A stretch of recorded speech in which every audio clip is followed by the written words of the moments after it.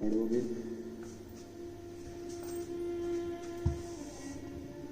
स्वाद उदर को और शरीर को दोनों को समाप्त कर देता है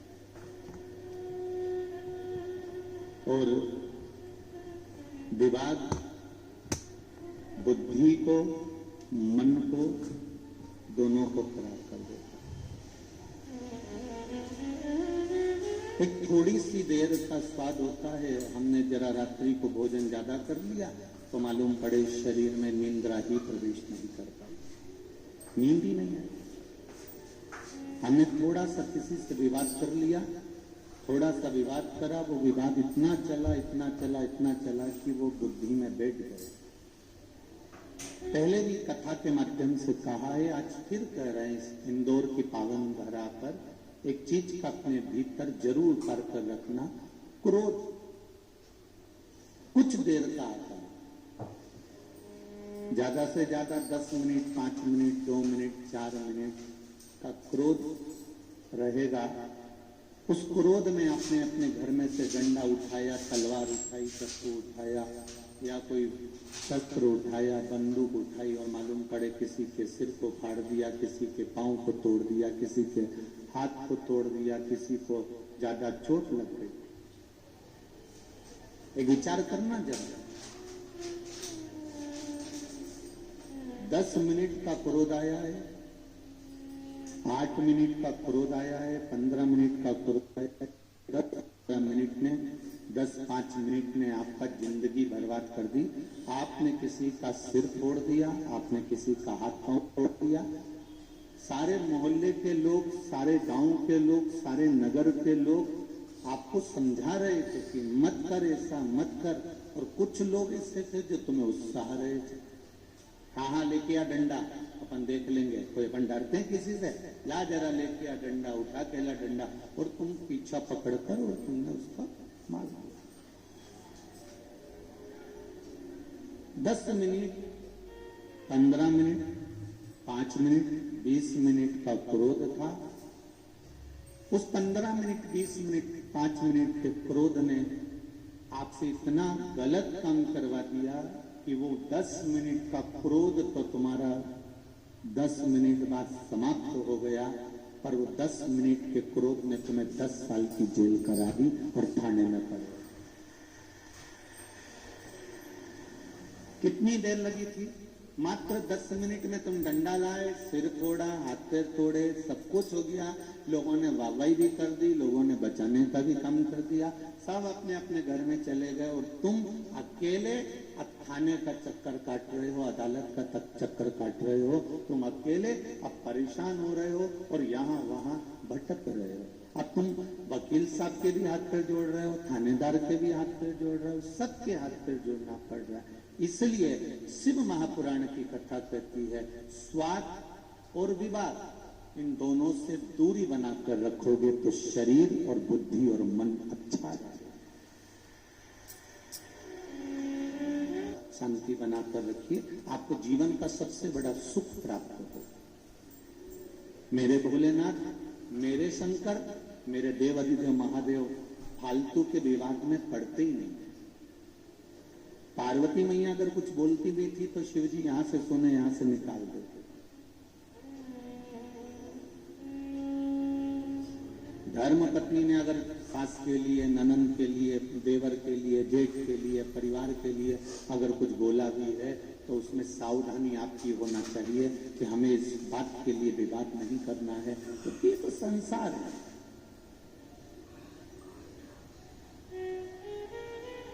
संसार का मतलब ही होता है जिसका कोई सार ही नहीं है, आए हो और जाना है।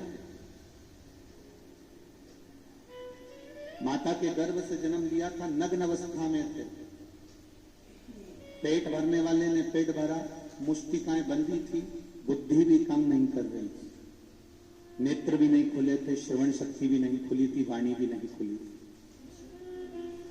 तुम्हें यह भी नहीं मालूम था कि तुम अच्छे घर में जन्म ले लोगे, तुम्हें यह भी नहीं मालूम था कि तुम इंदौर में आ जाओगे, तुम्हें ये भी नहीं मालूम था कि अच्छा पुत्र, अच्छा पति, अच्छी पत्नी मिल जाएगी।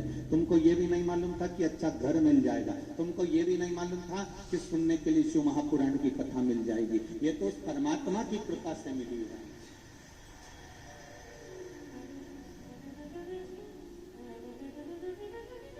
जब भी किसी मांगने वाले को देखो, जब भी किसी भिक्षुक को देखो, जब भी किसी 3 बत्ती 4 बत्ती चौराहे पर जाओ, राजवाड़ा के चौराहे पर जाओ, कलासिया के चौराहे पर जाओ, आप चाहे सपना संगीता चौराहे पर जाओ, जिस चौराहे पर जाओगे और वहां कहीं कोई मांगने वाला अगर तुम्हारे कांच को बजा रहा है और तुम देख रहे हो कि ये मांगने वाला मांग रहा है, उसको देखकर उसी समय पर तुम कुछ देव ना देव वो तुम्हारे ऊपर है, पर महादेव को धन्यवाद जरूर देना कि तूने मुझे यहां खड़ा नहीं करा।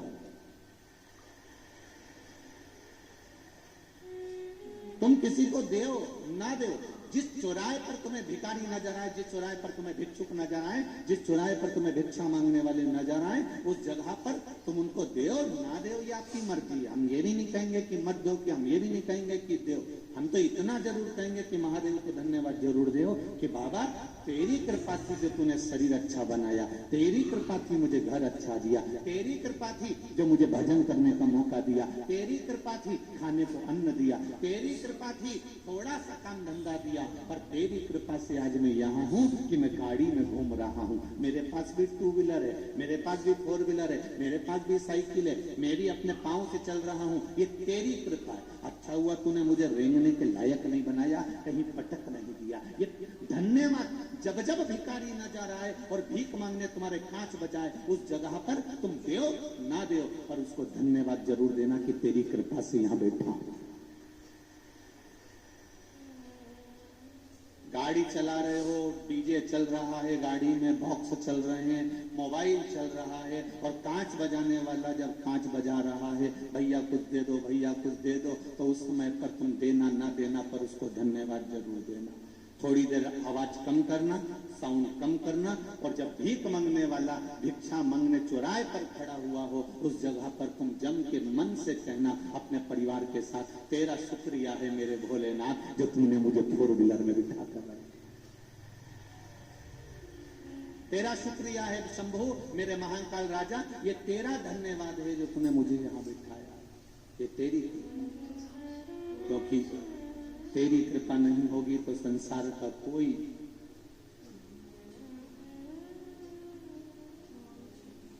सुख नहीं मिल सकता।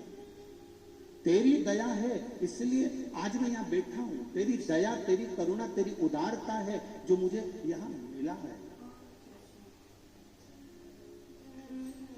ये तेरी कृपा।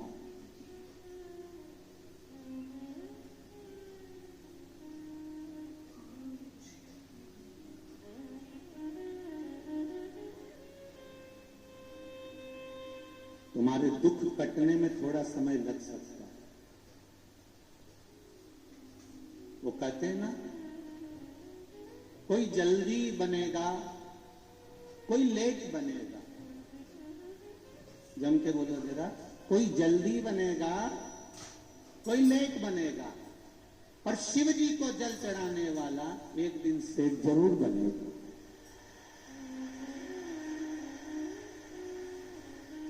निश्चित है।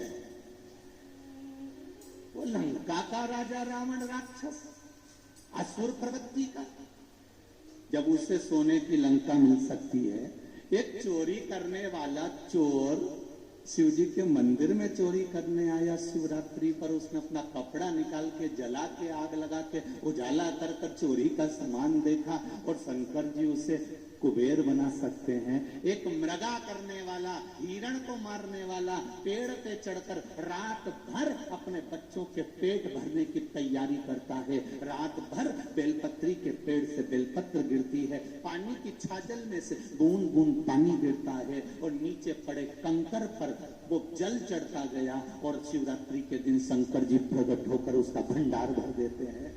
ये शिवरात्रि की कथा। किसी को लेट मिलेगा, किसी को बोलो बोलो जल्दी मिलेगा, पर मेरे महादेव को जल चढ़ाने वाले को एक दिन सेठ पद जरूर मिलेगा, ये निश्चित है, वो मिलेगा।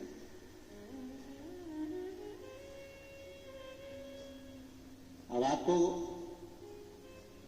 कहीं जाना नहीं है, हो कोई तुमसे कह दे वहां इतना बड़ा चमत्कार हो रहा है और गड़ा हुआ हंडा मिल रहा है, तो हमको भी बता देना, हम भी चले जाएंगे। हमें भी बता दो दादा, हम भी चले।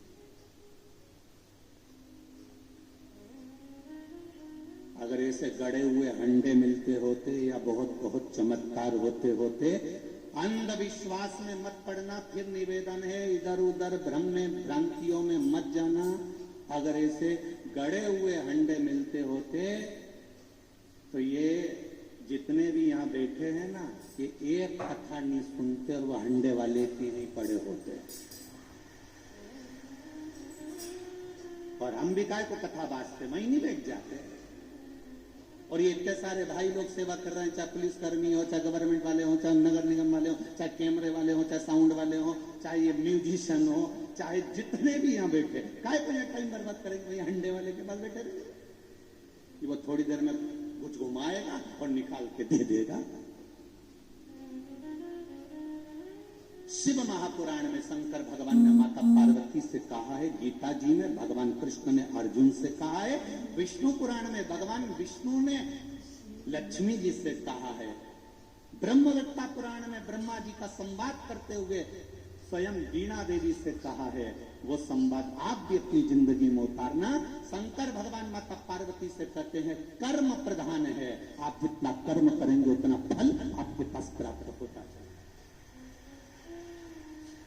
खूब मेहनत करो, दिल से करो, जो भी करना है ना दिल से करो। भोजन भी करो तो थोड़ा दिल से करो। भले रूखी रोटी होगी ना, रूखी है ना, ठंडी रोटी है ना, रूखी है ना, चिंता मत करना।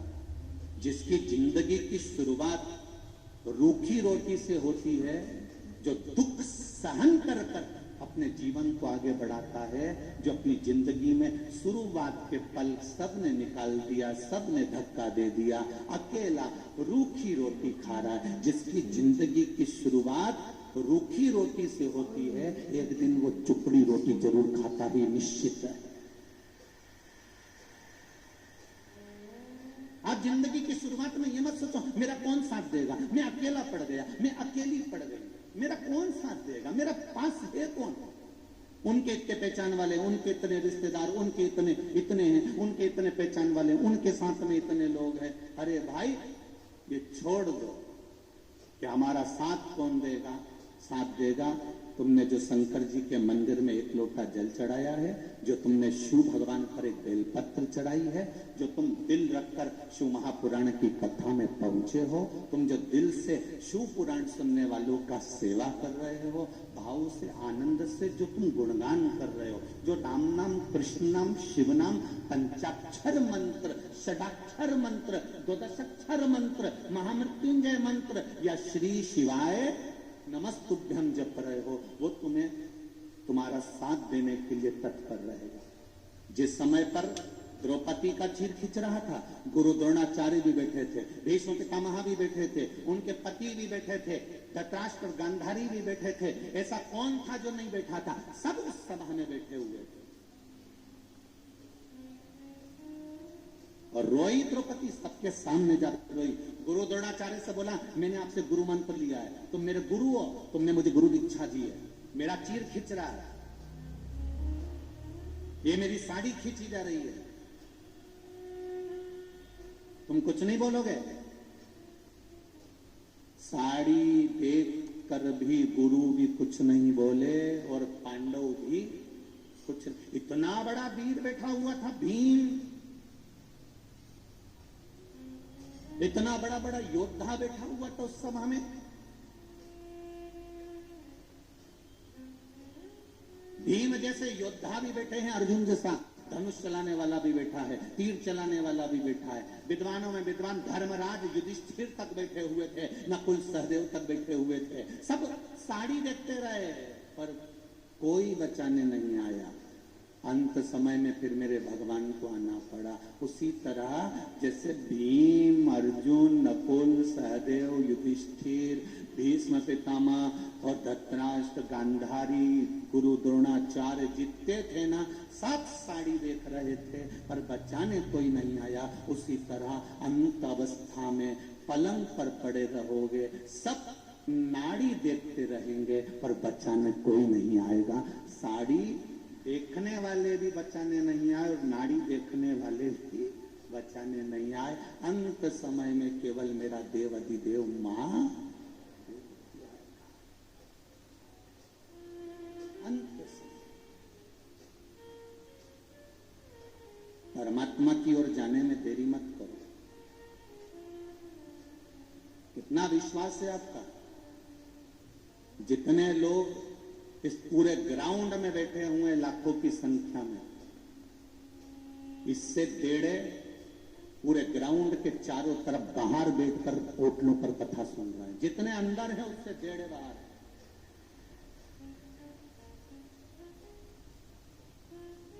रोडों पर बैठे हैं, किनारे पर बैठे हैं, बाउंड्रियों पर बैठे हैं, गली और कूचे और छतों पर बैठे हैं। विश्वास देखिए आपका कितना होगा शंकर जी के प्रति। और बिल्कुल देरी मत करना, शिव के द्वार जाने में देरी नहीं होना चाहिए।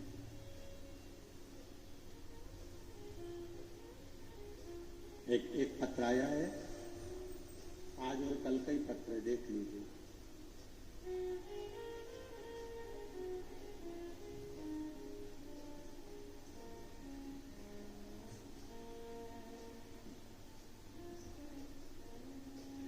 सरिता ओम प्रकाश जायसवाल, खजराना मंदिर के नजदीक इंदौर। मेरा मोबाइल नंबर ये लिखा हुआ। कहीं बैठी हैं सरिता जी? ओम प्रकाश जायसवाल, सरिता ओम प्रकाश जायसवाल कहीं बैठी हो तो हाथ हिलाइएगा। दिख गई क्या? दोनों हाथ इस तरह से हिला दो, अगर कहीं बैठी हो तो दिख जाएंगे। हाँ दिख गए हो, दिख गए। श्री शिवाय नमस्ते। सरिता जी आपने लिखा है, बखान क्या करूं मैं बाबा, कल मैं कथा सुनने आई थी। कल मैं कथा सुनने आई थी और मैं जिस चीज का बरसों से इंतजार कर रही थी वो मेरे साथ में कल हुई।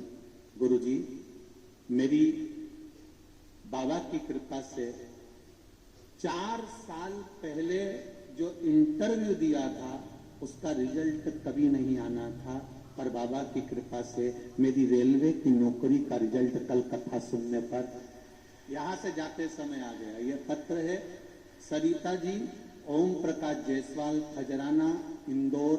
मोबाइल नंबर भी आपने दिया है, आपको बहुत बहुत धन्यवाद। बैठिए दीदी। श्री शिवाय नमस्तुभ्यम। बाबा की कृपा, मेरी रेलवे की जॉब का ऑर्डर, नौकरी का ऑर्डर कल आ गया। गुरुजी मैं कथा सुनकर जा रही थी और बाबा ने मेरा हाथ पकड़ लिया। ये शिव है, ये शंकर।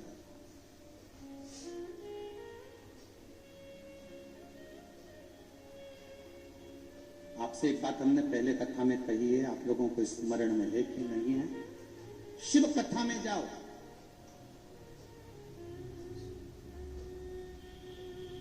तुम्हारे गले की चेन, मंगलसूत्र, अंगूठी, ब्रेसलेट, पर्स, मोबाइल सब घर पर रखकर आओ। यहां जब आओ तो केवल शिव जी पर विश्वास लेकर आओ, उसके सिवा कुछ मत लाओ। केवल विश्वास लेकर आओ, केवल भरोसा, केवल दृढ़ता, उसके सिवा कुछ नहीं। और जब विश्वास पूर्ण होगा तब कुछ फल की प्राप्ति जरूर होगी।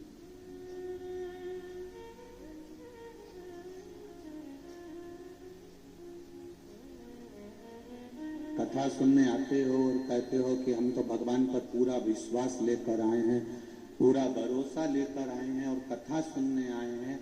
मुझे तो नहीं लगता कई लोगों को देखकर कि आप कथा सुनने आए हो। सवेरे 8 बजे से 7 बजे से 6 बजे से पंडाल में आकर बैठे हो, तो किसके लिए बैठे हो? कैमरे वाले के लिए?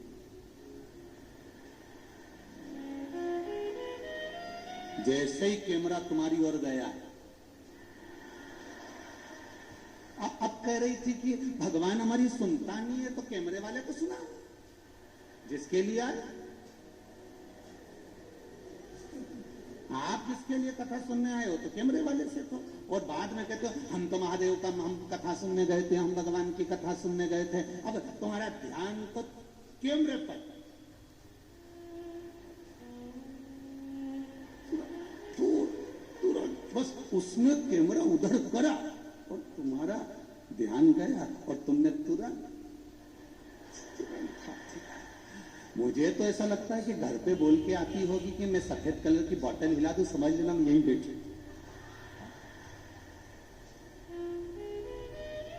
खत्म। ए सुधर जाओ रे, और नहीं सुधरो तो सिधर जाओ रे, थोड़ा तो सुधरो। वो बाद में कहते हो हम तो कथा, उसने दिल से सुनी, एक दिन भी नहीं लगा रिजल्ट आने में, आया कि नहीं आया ये पत्र। और ऐसे कई पत्र पढ़े अभी तो, ये पढ़ने बाकी है, ये तो थोड़े बहुत पढ़े हैं जो पढ़े हुए।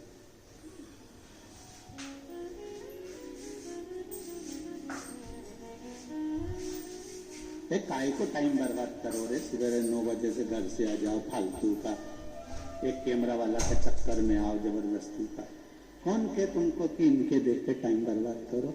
कथा सुनना है तो दिल से सुनो, इशारा तुम्हारा नहीं होना चाहिए, इशारा मेरे महादेव का होना चाहिए, तो कथा का तो मतलब की कथा नहीं तो जरा से में कैमरा उन्हें तुरंत मतलब था ऐसा। शंभो शरण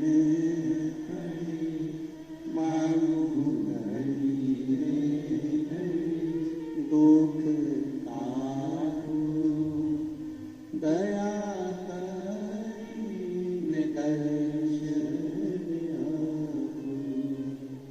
एक माता ने पत्र में लिखा है, मैंने जो कथा वहां हुई थी पटवारी जी वाली, उस कथा को सुना था। उसमें मैंने बाबा से मांगा था कि बाबा मेरी बेटी का शादी नहीं हो रहा है, हम बड़े तकलीफ में थे गुरुदेव, सारे को दिखाया, कहीं बेटी का संबंध नहीं जम पाया।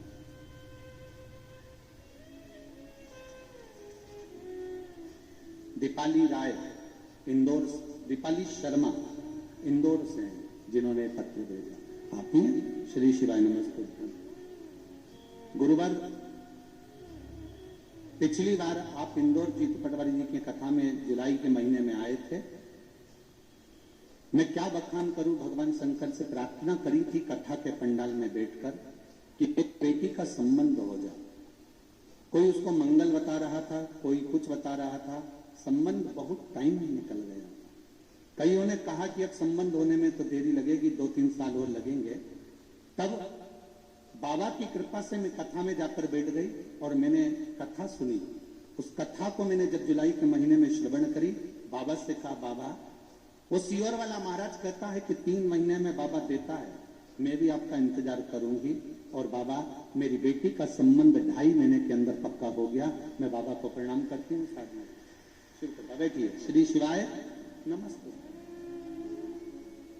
आप उसके भरोसे पर अगर कथा सुनने के लिए आए हो, विश्वास लेकर आए हो, फिर कहूंगा चैन सोने का सामान, कीमती सामान अपने घर पर रख कर आओ। ये कीमती सामान, ये सब संसार वालों को अच्छा लगता है, पर मेरे महादेव को तो केवल तुम्हारा एक लोटा जल ही अच्छा लगता है, इसके सिवा कुछ। और कई लोग कहते हैं अंदर बहुत भीड़ है, हम कथा सुनने के लिए कैसे आए। हम पहले भी कथा में कहे हैं कि कबड्डी जो होती है, यहाँ जितने बैठे हैं ना, मेरे जीजा हो, बेरू जितने बैठे, और इनमें खूब कबड्डी का एक रूल होता है कि दुश्मन की पाली में जाकर पाली को छूकर आना। तो करते कबड्डी कबड्डी कबड्डी कबड्डी करते, पाली छुए और वापिस आ गए। जो पाली छूकर आ गया और किसी की पकड़ में नहीं आया तो समझ लो कि वो जीत गया। ये निश्चित है, निश्चित बात। आपसे भी निवेदन है, मान लो कोई कहे कि बहुत भीड़ है, साफ कथा में पांव रखने की जगह नहीं है, तो भी पाली तो छू के चले जाना। एक बार उसके दरवाजे तक आ गए, एक बार उसकी चौखट तक आ गए, शिव के शिवालय तक आ गए, उसके मंदिर तक पहुंच गए, उसकी चौखट तक पहुंच गए, उज्जैन महाकाल की नगरी तक पहुंच गए, फिर भले मंदिर गए ना गए, ओमकारेश्वर की धरा तक पहुंच गए, भले मंदिर गए चाहे ना गए, उसकी पाली तो छूकर आ गए, मतलब जीत गए निश्चित। तेरे मंदिर में आना मेरा काम है और मेरी बिगड़ी बनाना तेरा। तेरी चौखट पर मैं आ गया, अब दर्शन दिखाना तेरा काम है।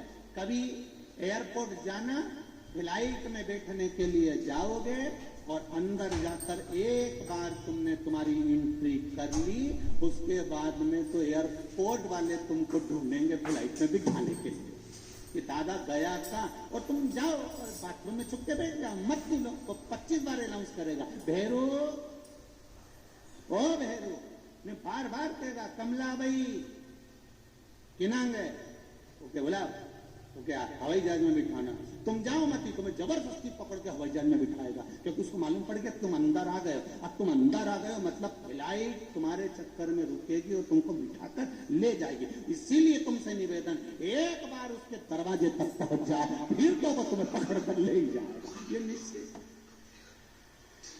तुम जाओ तो एक बार उसकी चौखट पर, तुम जाओ एक बार उसके दरवाजे तक, तुम जाओ एक बार उसके मंदिर तक, तुम जाओ एक बार महाकाल की नगरी तक, तुम जाओ ओमकारेश्वर तक, तुम जाओ उसकी चौखट तक, तुम जाओ उसकी शिव पुराण तक, तो तुम्हारे द्वार पर पहुंचेगा तुम्हारे दुख को मिटाने के लिए, भक्ति की अविरल भक्ति तुम्हें देने के लिए।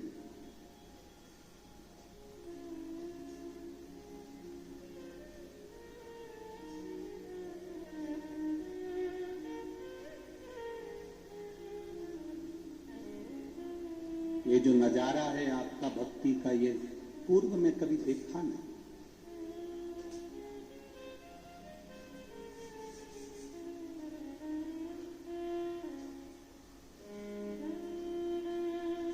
आज संपूर्ण मध्य प्रदेश के ज्योतिष आचार्यों का संघ हम जहाँ ठहरे हैं वहां मिलने पहुंचा था। सभी विद्वत ब्राह्मणों को नमन करता हूं, सभी ज्योतिष आचार्यों को। सारे ज्योतिष आचार्य, मध्य प्रदेश ज्योतिष आचार्य का संघ जब वहां पहुंचा, बुजुर्ग ब्राह्मण जनों का जो भाव था, उन्होंने एक शब्द बड़ा सुंदर कहा, गुरुदेव महाराज मिश्रा जी, हमारी पूरी जिंदगी निकल गई, कई मंदिर ऐसे थे जहां पर जाले लगे होते थे, और आज उन मंदिरों में भी लोग लाइन लगाते हैं, ये शिव की कृपा है, ये शंकर की उदाहरण। ऐसा नहीं है कि पुराने समय में कथा नहीं होती थी, कथा बहुत होती थी। पहले कथाकार भी बहुत बड़े, कथाएं भी बहुत बड़ी, कथा भी खूब हुई, भीड़ भी खूब बड़ी। ऐसा नहीं कि भीड़ नहीं बड़ी, पहले कथाओं में भीड़ भी बहुत बड़ी, कथाएं भी बहुत बड़ी, कथाकार भी बहुत बड़े, आयोजन भी बड़े से बड़े हुए, पर एक काम पीछे रह गया था, लोग मंदिर तक नहीं जा पा रहे थे, वो शिव महापुराण ने उनको वहां तक पहुंचा दिया, मंदिर तक चले। और यही करना कुछ नहीं है, तुम्हारे बेटे को तुमको एनर्जी देना है कि बेटा कर्म करो, पढ़ाई करो, आगे मंजिल तक वो पहुंचाएगा। इंटरव्यू देने तो जाओ, परीक्षा में तुम पढ़ाई करके तो जाओ, खेत में बीज तो बो, कुआं खोदो तो सही, जाओ थोड़ी मेहनत करो, फल जरूर मिलेगा।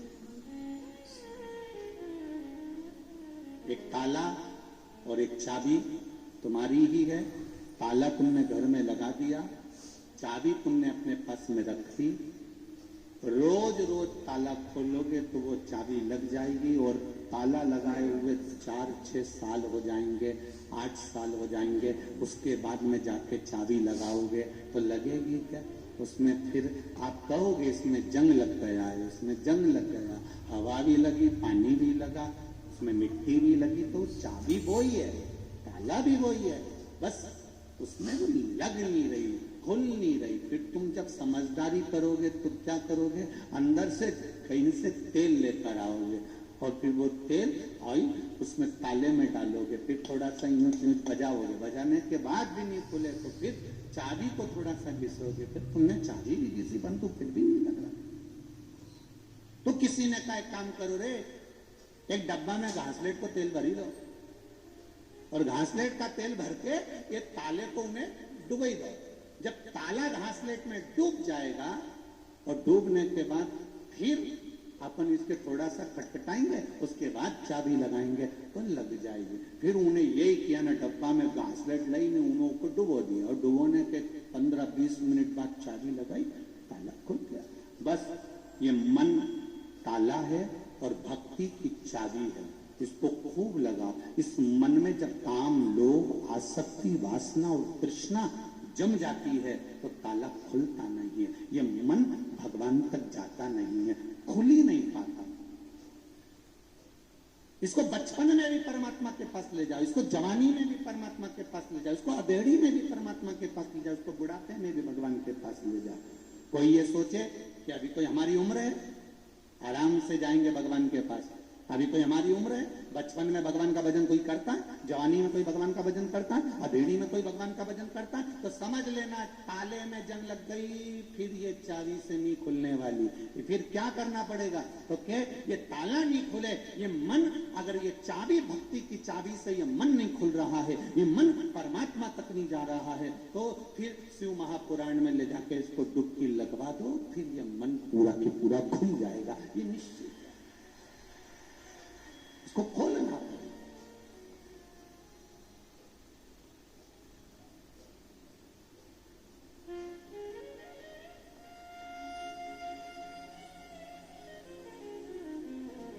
मेरे भोले तेरा सहारा है, मेरी नैया टूटी। हमने तेरे भरोसे पर करा, तेरे विश्वास पर करा। हम भगवान के मंदिर जाते रहे, रोज ताला खोलने का प्रयास करते रहो, रोज चाबी लगाते रहो, खुलेगा, ये निश्चित है, एक दिन खुलेगा जरूर। पर विश्वास रखकर आप परमात्मा की भक्ति को धारण करें। मेरा आप सबसे निवेदन है, कथा में भीड़ बढ़ाने के लिए कभी मत जाना। और यहां भी आप लोगों से भी कहूंगा एक बात, भीड़ बढ़ाने मत आओ, या कोई तुमसे कहे कि एक बार चल तो सही, अपने ऊपर ही कहना नहीं मानना। तुम तो तुम्हारा रोटी खाओ ना, चद्दर ओढ़ के सो जाओ, मत आओ, या वैसे ही जगह नहीं डाला, सही करो, भीड़ बढ़ाने मत आओ।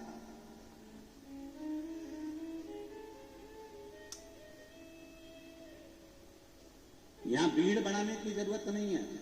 या तो देव अधिदेव महादेव के पास आओ तो अपनी पीड़ा सुनाने आओ कि मेरे जीवन में ये दुख है बाबा, और मेरा विश्वास कहता है सारे दुखड़े तू हर गया डमरू वाले, तो मेरे दुख को देख कर क्यों डर गया डमरू वाले, तू मेरे दुख काटेगा ये निश्चित है। उसके पास में आओ तो दिल से आओ। शिव मंदिर में जाना तो दिल से जाना, शंकर भगवान की चौखट पर जाना तो दिल से जाना।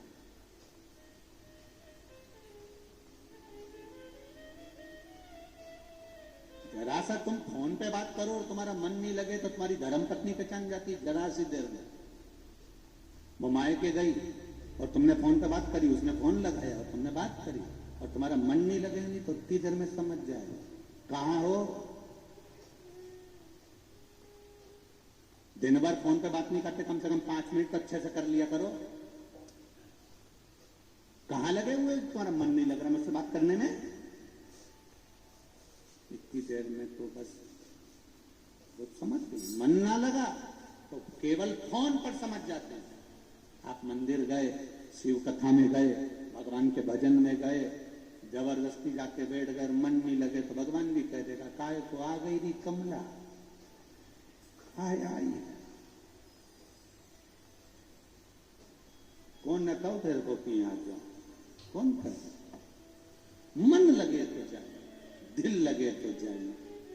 शिव के मंदिर में भी जाओ, जब घर से एक लोटा जल भर कर लेकर जा रही हो, परिंडे में से, हंडे में से, नल में से एक लोटा पानी भर कर लेकर जा रही हो, तो तुम्हारा दिल, घर के लोग पूछे कहां जा रही हो माँ, बेटा कहां जा रहे हो, शिव मंदिर तक जा रही हूं, शंकर भगवान को जल चढ़ाने जा रही हूँ, शिव से अपने हृदय की बात कहने जा रही हूँ, क्योंकि मेरे दिल की बात कोई नहीं सुन सकता, जिससे कहूंगी वो हंसेगा, सुनेगा तो मेरा महादेव सुनेगा, उसके सिवाय कोई नहीं सुन सकता। कौन सुने? एक पत्र आया है, देखिए।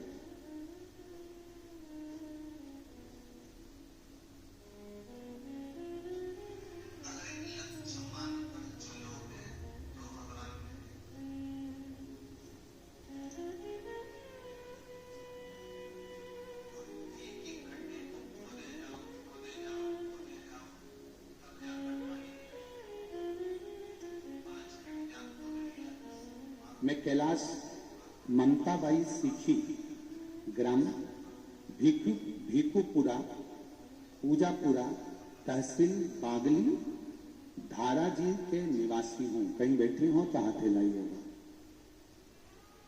कहीं बैठी हो तो दोनों हाथ आती हैं, श्री शिवाय नमस्ते, दोनों हाथ हिला दो, हर हर महादेव। गुरुजी शिव की महिमा का और आप क्या वर्णन करूं। मेरा लड़का 15 वर्ष का है जिसको लीवर में इन्फेक्शन हो गया था, उसको मैं एप्पल हॉस्पिटल इंदौर लाया, जहां डॉक्टरों ने जांच करने के बाद उसके बचने की कोई उम्मीद नहीं बताई, कह दिया आप इसको घर ले जाओ। फिर उसकी रिपोर्ट लेकर 2-3 बड़े अस्पताल में हम बताने गए, सभी डॉक्टरों ने मना कर दिया कि इसका लीवर काम करना बंद कर दिया, कुछ दिन बिल्कुल डैमेज हो चुका है, इसका लीवर बिल्कुल काम नहीं कर रहा, शून्य पर आ गया और ये अंतिम पड़ाव पर है, जाए। विशेष जुपिटर अस्पताल जो कि 3 इमली इंदौर में है, वहां पर भी गए और डॉक्टरों से बोला कि आप एडमिट तो करो, कम से कम मेरे बच्चे को देखो। तो भर्ती करने का मना कर दिया। भर्ती करने के फिर हमने जब बोला तब जाकर बाबा की कृपा से उनको भर्ती करने के जांचें शुरू हुई। डॉक्टर ने बोला इनका लीवर खत्म हो चुका है, जिसका कोई इलाज नहीं है, आप पैसे बर्बाद मत करो, आप इसे घर ले जाओ, इसे कोई भी डॉक्टर नहीं बचा सकता। फिर मेरी पत्नी रात 10 बजे डॉक्टर के पास गई और बोली आपने अपना काम किया है, बाबा से विनती करती हूं मैं, आप इसका थोड़ा तो इलाज करो, मेरे बच्चे को बचा लो, 15 साल का है। काम करने, डॉक्टर कहते हैं हमें अपना काम करने दो, आपको जो करना है करो, हम 2-1 दिन रखेंगे, बाकी इसको छोड़ देंगे। फिर मैं बाबा की कृपा से मेरी सहेली को मैंने फोन किया, फिर उसने मुझे सीहोर का रुद्राक्ष दिया, वो रुद्राक्ष हमने जल गलाया, शिव जी को जल चढ़ाना प्रारंभ करा, शंकर पर चढ़ा हुआ जल लेकर आई। डॉक्टर ने मना कर दिया था कुछ देने से, हमने आधी चम्मच से भी आधी चम्मच उसको डॉक्टर से हाथ जोड़कर उस जल को उस बच्चे को श्री शिवाय नमस्तुभ्यम का मंत्र बोलकर पिला दिया। आप पर्चा टीवी पर भी पढ़ सकते हैं। सुबह 8 बजे की रिपोर्ट आई और 8 बजे की रिपोर्ट में उसमें जो वहां माइनस में जा रहा था लीवर, पूरा डैमेज की ओर था। तब हमने आधी चम्मच जब पानी पिलाया तो फिर शाम को 9 बजे रिपोर्ट आई, डॉक्टर ने कहा इस बच्चे का लीवर काम करना प्रारंभ कर दिया है और 40% ठीक हो चुका है। जब 40% ठीक हो गया, फिर हमने रुद्राक्ष को पानी में गलाया, फिर शिव जी को चढ़ाया और फिर पानी पिलाया। डॉक्टर ने 4 दिन के अंदर, हमारे उन डॉक्टरों को भी धन्यवाद देती हूं जिन्होंने 4 दिन के अंदर मेरे बेटे का लीवर 100% काम करना प्रारंभ कर दिया और मेरा बच्चा स्कूल जाने लगा, छुट्टी हो गई।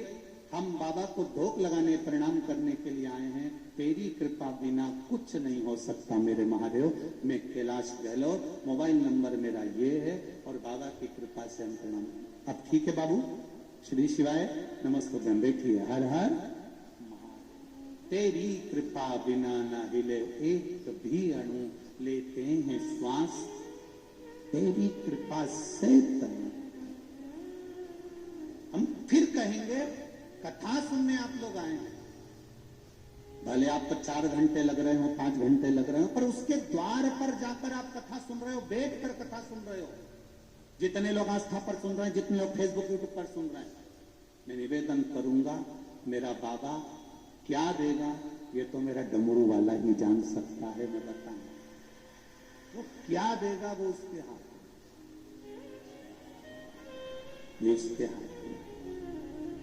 तेरी कृपा बिना न हिले एक भी अणु, लेते हैं श्वास तेरी कृपा से।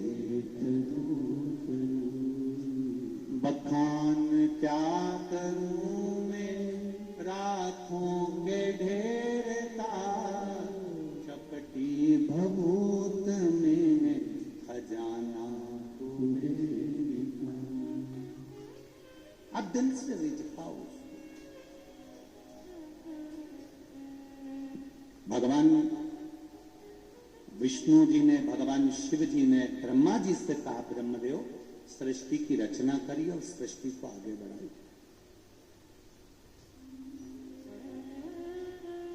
हमारा जन्म जिस लिए हुआ है वो कर्म हमको पूरा करना। अपने बच्चों को छोड़कर, अपने परिवार को छोड़कर, अपनी पत्नी या अपने पति को छोड़कर, अपने पुत्र पुत्री को छोड़कर, अपने कुटुंब और परिवार को छोड़कर हमें उनसे मुंह मोड़कर नहीं जाना। थोड़ा सा दुख आया और तुमने कह दिया मैं तो मर जाऊं तो अच्छा, तो कौन मना कर रहा है? मरो नहीं, निपटो।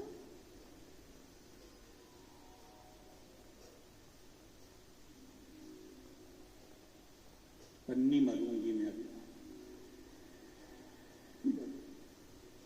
अभी दिवाली पे तो हमने फ्रिज लिया, फ्रिज का पानी दूसरा पिए और मैं न्यूज मरी जाऊंगी।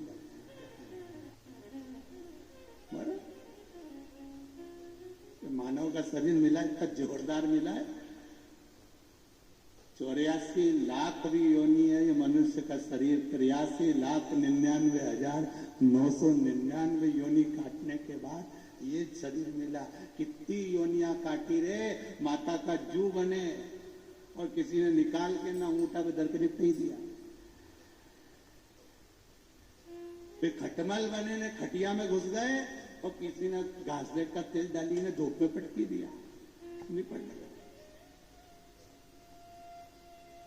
मछली बने तो निपटा दिया, मच्छर बने तो निपटा दिया।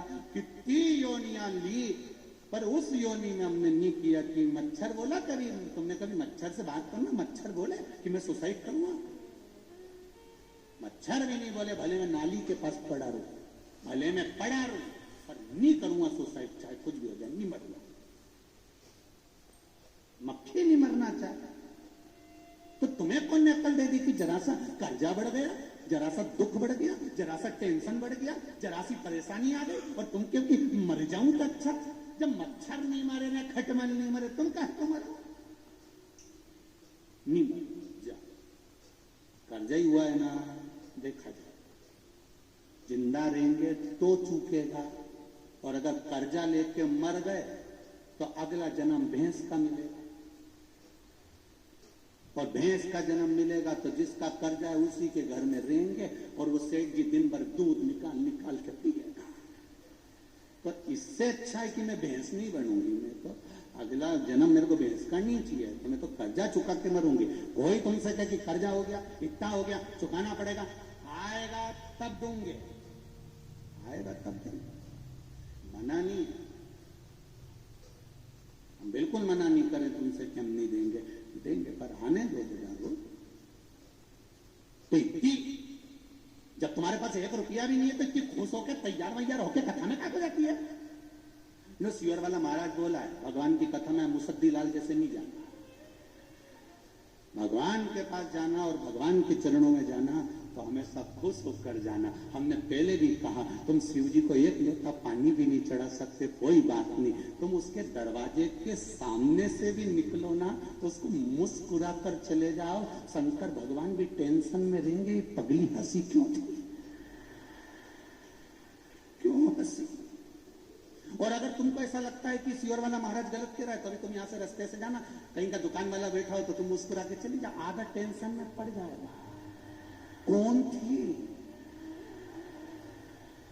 कौन, मुस्कुराई क्यों? और रोज 2-3 दिन उसको मुस्कुरा के चल जाओ, रात की रोटी चली जाएगी बापड़ा, रात भर सोचेगा थी कौन।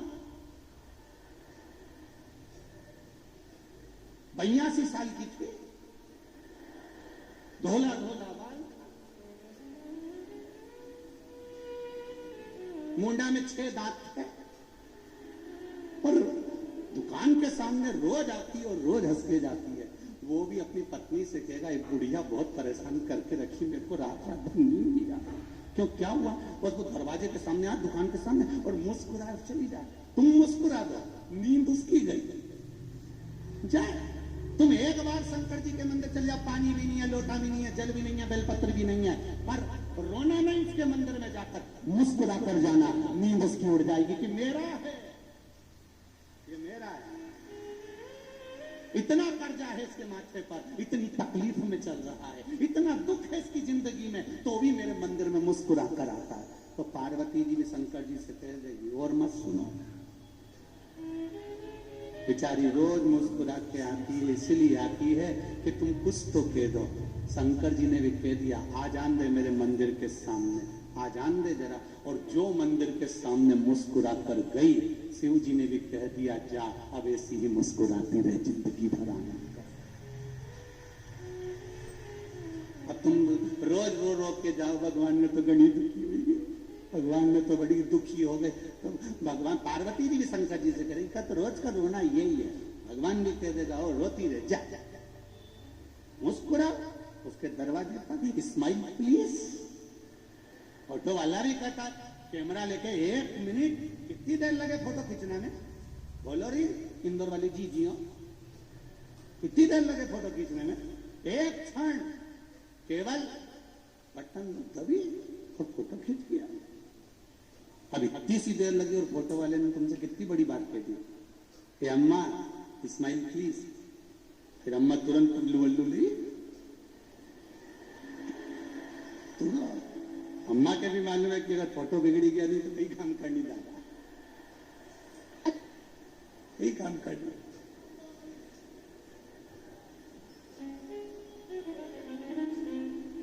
अभी कहीं हमने वो अखबार में पढ़ा था, किसी न्यूज में देखा था कि वो आधार कार्ड बन रहा था, वो वोटिंग कार्ड, हमने टीवी में और न्यूज में देखा था, तुमने भी पढ़ा होगा। और उसमें लिखना था कि श्रीमान ये गुप्ता, उनने लिख दिया श्रीमान कुत्ता। सही है कि गलत है? उनने लिख दिया श्रीमान कुत्ता, और पत्नी के हाथ में वो आ गया। उसने पढ़ा, आजी आजी, पति दौड़ के आया, क्या हुआ? तुम्हारा कार्ड आ गया। क्या लिखा है? तुम तो कुत्ता थे, अब वो ये कुत्ता कैसे हो गया? विचार करिए। दादा बच्चे, तुमने ये कैसे लिया? उसके द्वार तक जाओ, दुनिया कहे कहने दो। फोटो वाला 1 सेकंड लगा था, 1 सेकंड में झटका दबा, फोटो खींच गया। और फोटो खींचा, बस उसने बोला स्माइल प्लीज। उसने क्यों बोला? 1 मिनट की स्माइल 1 सेकंड की दी है और फोटो अच्छा आ गया। तुम्हारी 1 मिनट की स्माइल से अगर फोटो सुधर सकता है तो तुम्हारी 1 मिनट के भजन से जीवन सुधर सकता है। 1 मिनट का भजन तुम्हारे जीवन को सुधार सकता है। करो भजन, भगवान की भक्ति, 1 मिनट का समय निकालो, भगवान के मंदिर जाओ। हम पहले भी कहे 24 घंटा परमात्मा ने दिया है, 24 घंटा भजन नहीं कर सकते तो कम से कम 12 घंटा करो। 12 घंटा नहीं कर सकते तो 6 घंटा करो। 6 घंटा नहीं करो तो 3 घंटा। 3 घंटा नहीं करो तो 2 घंटा भजन करो। 2 घंटा नहीं करो तो 1 घंटा करो। 1 घंटा भजन नहीं करो तो 15 मिनट। 15 मिनट नहीं करो तो 5 मिनट। 5 मिनट नहीं करो तो 1 मिनट करो। और 1 मिनट भी नहीं करो तो चुल्लू भर पानी में डूब मरो। जब 1 मिनट तुम परमात्मा भजन नहीं करो तो क्या मतलब? ऐसा जीवन किस काम का कि 1 मिनट भगवान के लिए नहीं निकाला? रोज अपने घर पर क्यों, मैं मंदिर जाऊंगी, भगवान शंकर को जल चढ़ाऊंगी, शिव जी को पानी चढ़ाऊंगी, मेरे बीच में कोई नहीं बोलेगा, मैं शंकर जी का गुणगान करूंगी, शिव मंदिर की ओर जाऊंगी।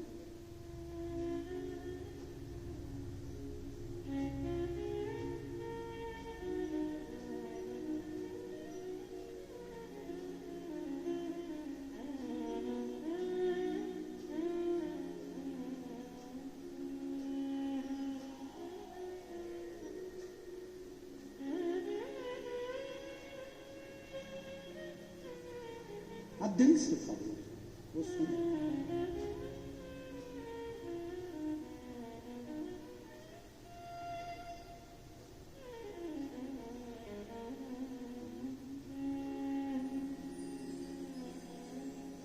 माथे पे खोले तूने चंदा सजा, माथे पे भोले तूने चंदा सजा,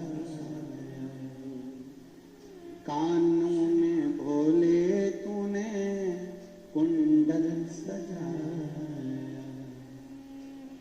कानों में भोले तूने कुंडल सजा,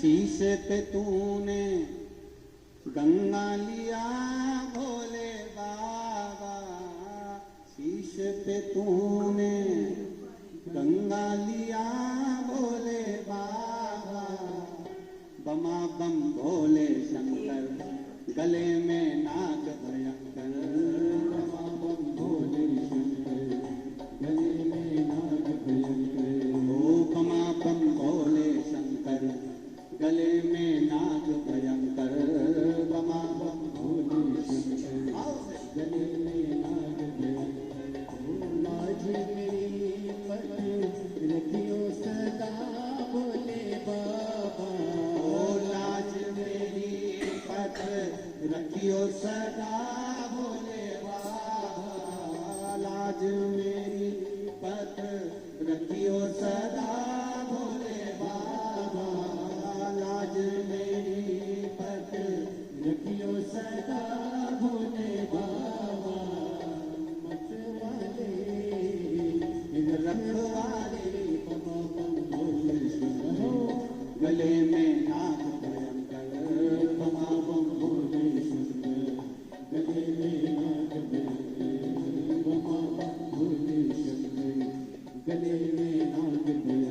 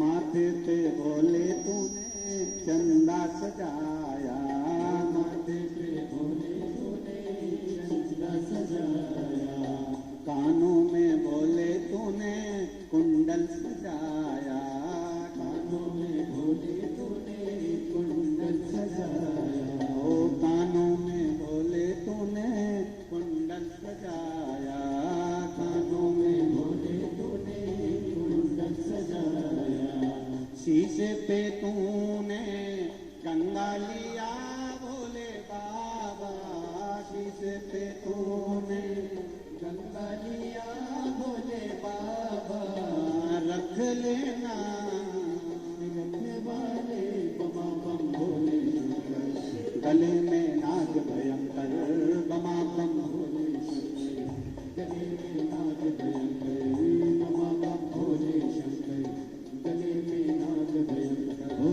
लाज मेरी लाज मेरी,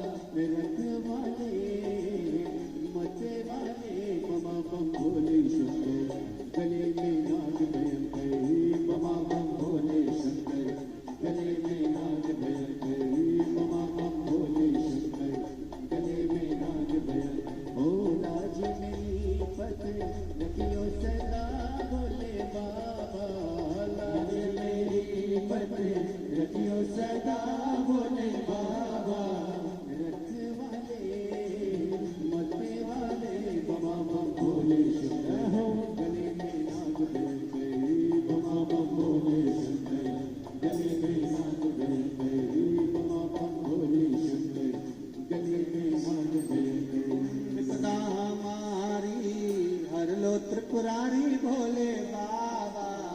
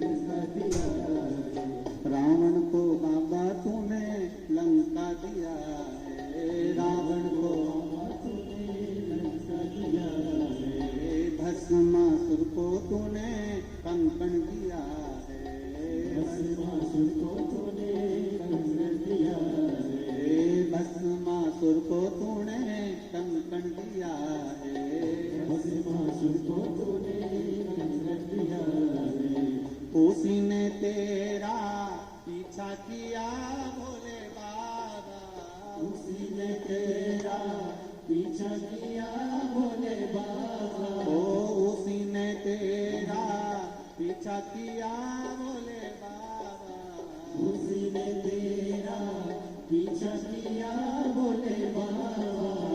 बमा बम भोले शंकर, गले में नाग भयंकर, बमा बम भोले शंकर, गले में नाग भयंकर, ओ बमा बम भोले शंकर, गले में नाग भयंकर, बमा बम भोले शंकर, गले में नाग भयंकर, ओ बमा बम भोले शंकर, गले में नाग भयंकर, बमा बम भोले शंकर, गले में नाग भयंकर, बमा बम भोले शंकर, गले में नाग भयंकर, बमा बम भोले शंकर, गले में नाग भयंकर। हार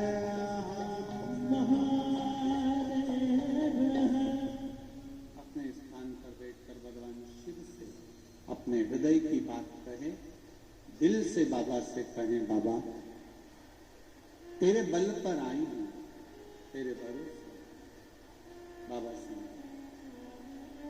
श्री शिवाय नमस्तुभ्यं, श्री शिवाय नमस्तुभ्यं, श्री शिवाय नमस्तुभ्यं, श्री शिवाय नमस्तुभ्यं,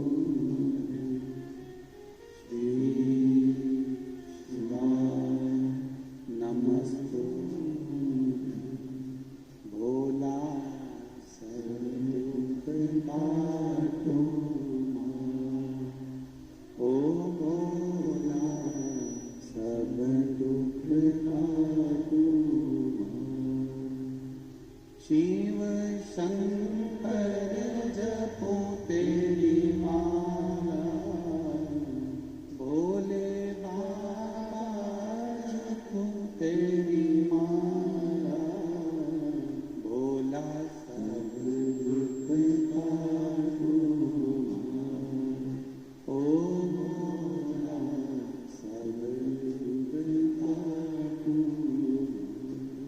भगवान देवाधिदेव महादेव ने ब्रह्मा जी से कहा, भगवान विष्णु ने ब्रह्मदेव से कहा, ब्रह्मा जी सृष्टि की रचना प्रारंभ करो, और यदि सृष्टि की रचना सही हो जाएगी तो ये निश्चित है कि यह संपूर्ण ब्रह्मांड का सुख प्राप्त हो। संपूर्ण ब्रह्मांड का सुख। जब ब्रह्मा जी ने सृष्टि की रचना करी तो ब्रह्मदेव जी ने भगवान शिव जी से पूछा, भगवान शंकर जी से पूछा, बाबा आप ये बताइए कि सृष्टि की रचना करने के लिए मुझे करना क्या? भगवान कहते हैं कि पुरुष और स्त्री का निर्माण करना।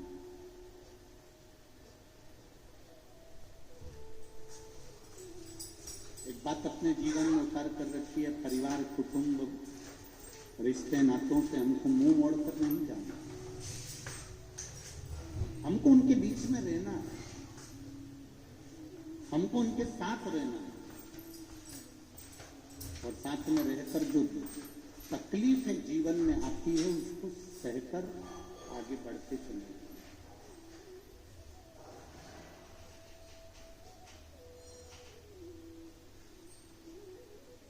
देखा, ब्रह्मदेव से कहा सृष्टि की रचना करो। ब्रह्मा जी ने जंघा से मनु और शत्रुपा को प्रकट कर दिया, हृदय से दक्ष जी को प्रकट कर दिया। उत्तान पाठ, प्रियवत, देवहूति, प्रसूति, आकृति, ऐसी कन्याओं का वर्णन। हृदय से ब्रह्मा जी ने दक्ष को प्रकट किया।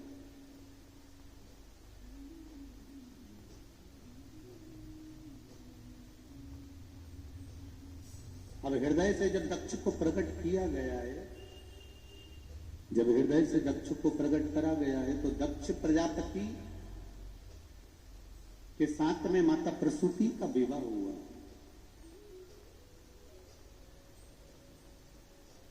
माता प्रसूति के गर्भ से जितने बच्चों ने जन्म लिया वो सारे के सारे संस्कारवान। इसलिए आज भी हॉस्पिटल में जहां बच्चा जन्म लेता है, उस जन्म लेने वाले कक्ष के बाहर लिखा रहता है प्रसूति कक्ष। मतलब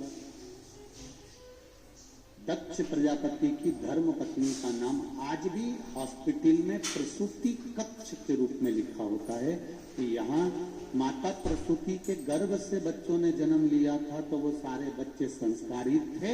इस कक्ष में जो बच्चा जन्म लेगा वो भी संस्कारवान होगा, ये निश्चित है, ये निश्चित था। उसका नाम प्रसूति कक्ष रखा।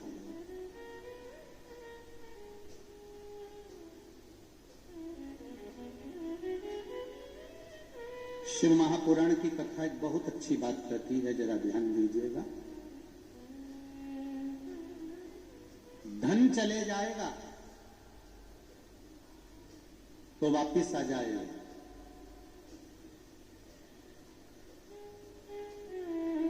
पर धर्म मत जाने देना। अगर धर्म चले गया तो बहुत मुश्किल से वापिस आएगा। धन वापिस आ सकता है, पर हमारा धर्म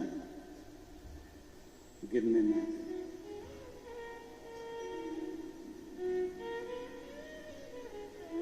बहुत अच्छा लगा जब कोरोना महामारी का क्रम चल रहा था। आप लोग तो सब इंदौर के निवासी हो, आप लोगों को तो मालूम होगा। हम तो केवल कुछ थोड़ा बहुत अखबार आदि से जो देख लेते हैं, मीडिया पर पढ़ लेते हैं, उसका स्मरण। कोरोना महामारी में कितना कितना त्राही त्राही मची, हर तरफ कहीं ना कहीं हाहाकार मचा हुआ था।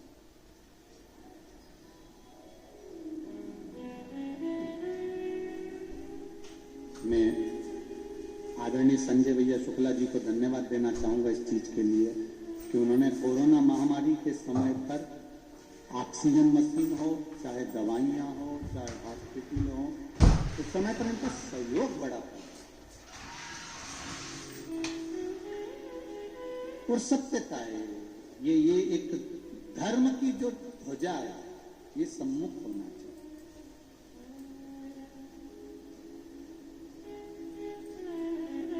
धर्म की ध्वजा अग्रणी होना चाहिए, और उसका जो सुख है वो सुख कहीं नहीं मिल सकता। कल रात्रि को यहाँ पर बहुत सारे लोग सोए हुए थे, इंदौर वाले लोग, आप लोग तो दर्शन करने आते होंगे। रात्रि के समय पर यहाँ पर जो लोग सोते करते हैं, बाहर से आए हुए जो अतिथि लोग हैं, वो भजन करते हैं, कीर्तन करते हैं रात भर। संजय भैया शुक्ला परिवार ने तो, उनके मित्र मंडली ने तो व्यवस्था करी है, रुकने की भी और भोजन आदि की सब व्यवस्थाएं बाहर से आए हुए लोगों की करी है। पर फिर भी मेरे इंदौर के जो दानवीर हैं, वो जब यहाँ पर रात्रि के समय पर आकर कोई बिस्कुट, कोई खिचड़ी, कोई कुछ बांट रहा था, उसके मैसेज जब हमारे सीहोर कुबेरेश्वर धाम पर गए, वीडियोस गए, बड़ी प्रसन्नता हुई कि मेरा इंदौर इंदौर है, ये साधारण नहीं। आप दुनिया की सेवा कर रहे हो, मान रहे हैं, पर ये शंकर के जो भक्त हैं, ये कोई साधारण नहीं है। इसी कथा के पंडाल में एक IAS ऑफिसर भी बैठी है जो महाराष्ट्र से आई है, केवल कथा सुनने के लिए आई है और इसी पंडाल में सोती है और कथा सुनकर 7 दिन की चली जाएगी। कई ऐसे हैं बेटा बेटियां जो बहुत, ऐसा नहीं है कि कई लड़के बेटियां बेटे अगर सोचे कि हम जीन्स पहने, हम टी शर्ट पहने, हम आज के फैशन के हैं, हम आज के फैशन के हैं, हमें कोई मतलब नहीं भगवान की भक्ति से, हमें कोई मतलब नहीं भगवान के भजन से। मैं उनसे कहना चाहूंगा, जिंदगी में आप पहनावा कैसा भी पहनो, कैसा भी भोजन करो, पर निवेदन है अपने सनातन धर्म को लेकर आगे बढ़ो तो जिंदगी सार्थक है।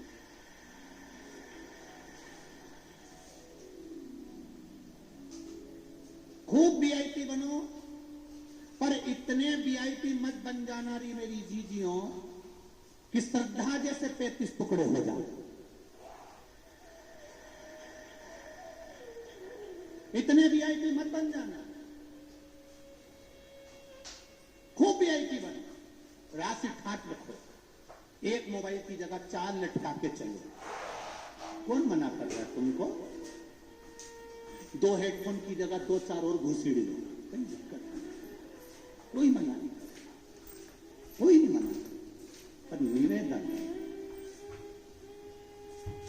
सब कुछ छोड़ दूंगी पर अपना धर्म नहीं छोड़ूंगी, भगवत भजन नहीं छोड़ूंगी, सब कुछ। आज सबसे ज्यादा खुशी इस बात की होती है कि मेरी बेटियां, मेरे बेटे, छोटे छोटे बच्चे, ये नवयुवक बहुएं, ये पूरी सभा में आप ये पूरी कथा व्यासपीठ के सामने जितने भी माताएं बैठी हैं, इनमें 80, 85, 90 की तो कम मिलेगी, जितनी भी मिलेगी ना सब नवयुवक बहुएं मिलेंगी। इन्होंने ठान लिया है कि हम शिव की भक्ति करेंगे और आने वाली प्रेरणा देंगे, तो वो भक्ति कर रहे हैं। इनमें देख लो कहीं की डोकरी मिल जाए थी जोरदार, और मिलेगी भी तो ओल्ड इज गोल्ड मिलेगी, तो ऐसे मिल जाएगी दमदार। तुम देखो पूरी कथा, ये उठी, प्रणाम प्रणाम प्रणाम, एक और उठी है, जय हो। एक और उठी इधर भी, धन्य है।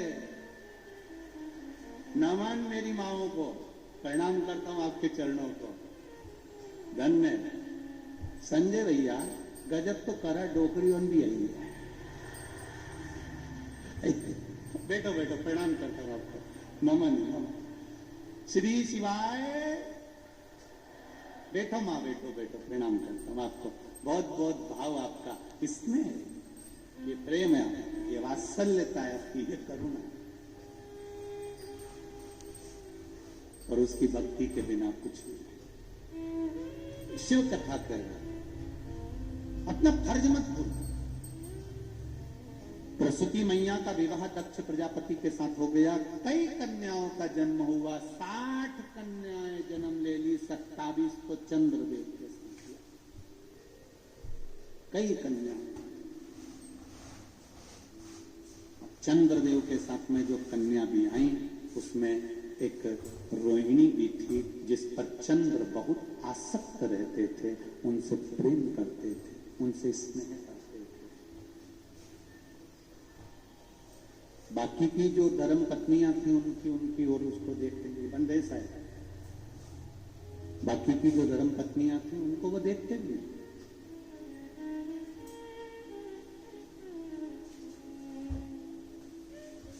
उनको देखना बंद कर दिया, केवल रोहिणी की ओर उनकी आसक्ति ज्यादा थी। सारी की सारी कन्याएं रोती बिलखती अपने पिता के पास में गई, पिताजी मन में संशय, बाप जब तक जीवित है तब तक बेटियों को भी अपने पिता का अभिमान होना चाहिए, होना चाहिए। मेरा पिता है, अभी मेरा बाबुल है, मेरा बाप है, मेरा पिता। बस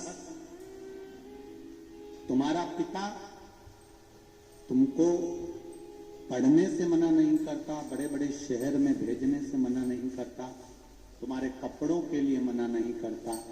बस मेरा बेटियों से एक निवेदन पहले भी रहा है, आज भी रहेगा, नरक से बेटा कभी अपने माँ बाप को नहीं बचा सकता, केवल एक है बेटी जो अपने माता पिता को नरकों से बचा लेती है। केवल इच्छा। बेटी अपने माँ बाप को नरक से कैसे बचाती है? अपने माता पिता के द्वारा कन्या दान करा। दुनिया का सबसे बड़ा दान होता है कन्यादान। घर में अगर बेटी ने जन्म लिया है और उस बेटी का कन्यादान अगर माँ बाप ने नहीं किया है तो माता पिता को 94 तरह के नरक भोगना पड़ते हैं। ये बेटी ही है जो अपने माँ बाप को नरक से बचा सकती है। आप रहो कितने भी वीआईपी रहो, कितने भी ठाट से रहो, तुम कितने भी एंजॉय करो अपनी जिंदगी का, पर जब विवाह संबंध का समय आ जाए तो अपने माँ बाप से जाकर कह देना, पापा आप बोलोगे माँ, आप बोलोगी विवाह में वहां करूंगी। सब कन्यादान का मौका अपने माँ बाप को जरूर दो, जिससे आपके माता पिता को नरक ना भोगना पड़े, नरक ना भोगना। बेटी को अगर जीवन में दुख होता है ना, बेटा मां को प्रिय होता है, बेटी बाप को प्रिय होती है।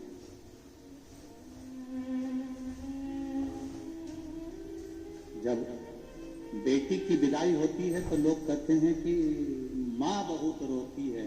शिव महापुराण की कथा कहती है कि बेटी की विदाई में जितना मां नहीं रोती उससे दुगना उसका बाप रोता है, दुगना बाप रोता।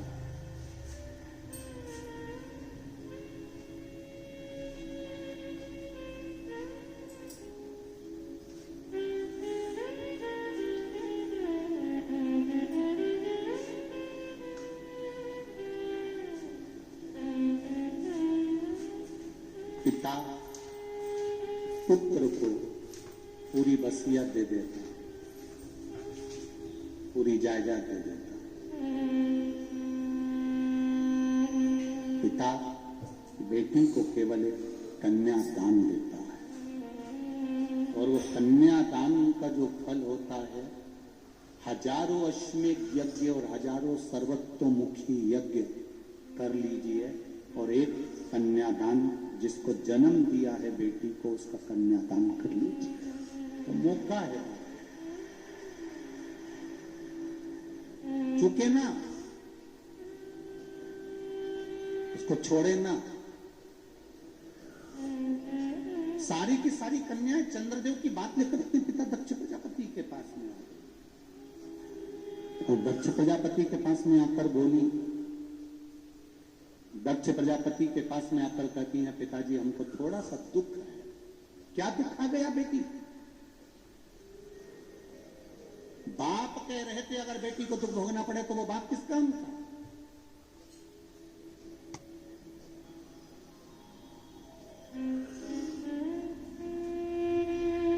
क्या दुख है बोल? आपके जो दामाद हैं जमाई, वो केवल रोहिणी से स्नेह करते हैं, बाकी के किसी धर्म पत्नी पर उनका ध्यान नहीं है।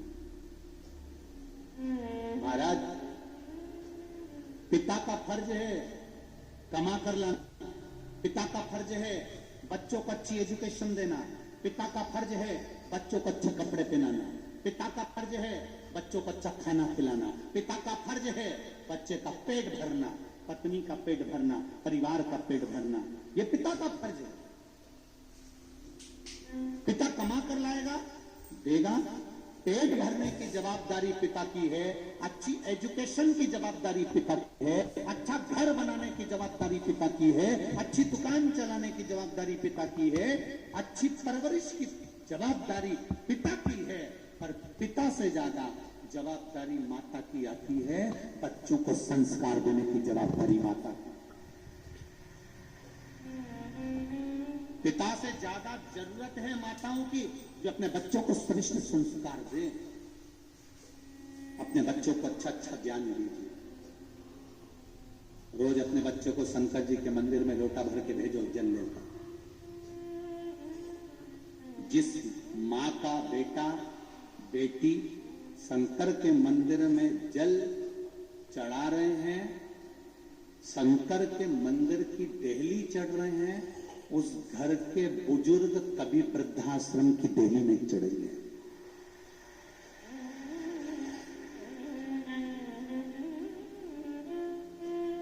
जिस घर के नवयुवक बेटा बेटियां, जिस घर के बच्चे शंकर के मंदिर की दहली चढ़ रहे हैं, शिव मंदिर में जा रहे हैं, एक लोटा जल चढ़ा रहे हैं, सफाई कर रहे हैं, शंकर के मंदिर में बेलपत्ती चढ़ा रहे, दिया लगा रहे हैं, उस घर का बूढ़ा आदमी कभी वृद्धाश्रम में जाएगा, क्योंकि वो शंकर के मंदिर में रहकर जब सेवा करना सीख जाएंगे, शिव मंदिर में जाना सीख जाएंगे, अपने धर्म की ओर अग्रण्य हो जाएंगे, तो ये मेरा विश्वास कहता है कि वो कभी वृद्धाश्रम में अपने माँ बाप को नहीं भेजेगा, कभी नहीं भेजेगा, पढ़कर बढ़कर भी नहीं भेज सकता।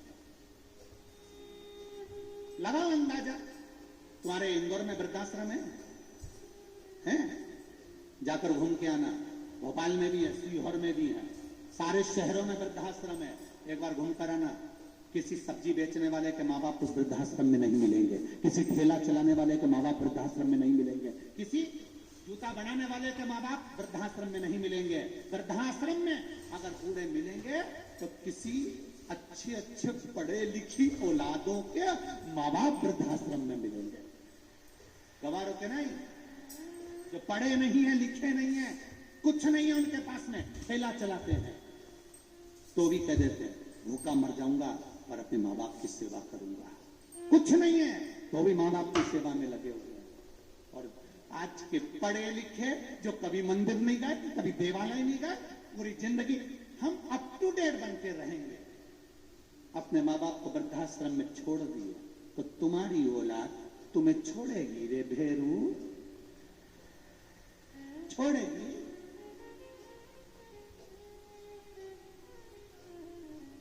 कौन छोड़ने? लोग कहते जरूर हैं सीहोर वाला महाराज को कथा नहीं आती, अड़ा टेढ़ा बोलता है, तो क्यों सुनते हो? रिमोट तो तुम्हारे पास नहीं है, चैनल चेंज, महाराज भी चेंज, 2 मिनट के अंदर रिमोट तुम्हारे हाथ में। थोड़ा बुरा लग सकता है, और अपनी आने वाली समय सीमा को देखिए।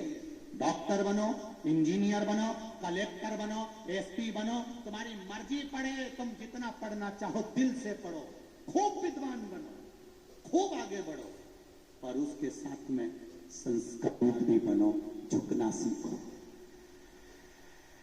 थोड़ी नम्रता अपने भीतर लेकर आओ, थोड़ी सी अगर नम्रता होगी तो जीवन की सार्थकता होगी।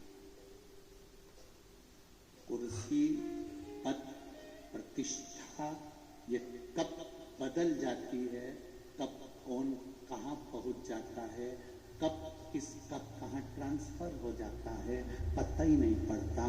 जितने दिन रहो दिल से खुश रहकर अपनी मस्ती में, भगवान की भक्ति में और आनंदमय सनातन धर्म की सेवा में लगे रहो। जितने दिन जीवन किसका देखा, कौन का भरोसा है?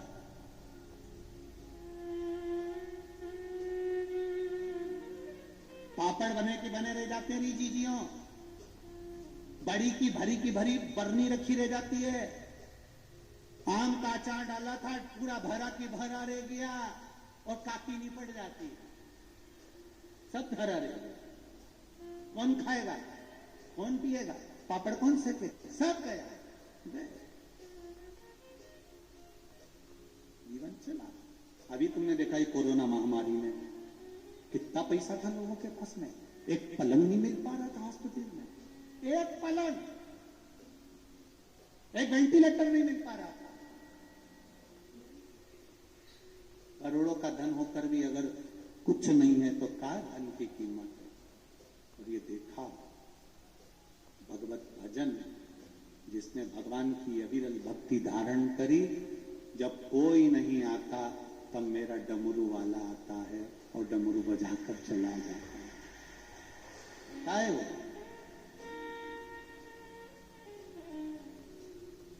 दक्ष प्रजापति ने अपनी बेटियों को समझाया, तुम चिंता मत करो, तुम क्यों रोती हो, क्यों रोना? मैं दामाद को बुलाऊंगा, मैं चंद्रदेव को बुलाऊंगा। 12 ज्योतिर्लिंग में प्रथम ज्योतिर्लिंग है सोमनाथ। सोमनाथ का मंदिर बाद में, पहले चंद्र कुंड पे। सोमनाथ कौन कौन गया हो? गए हो प्रथम ज्योतिर्लिंग का दर्शन करने?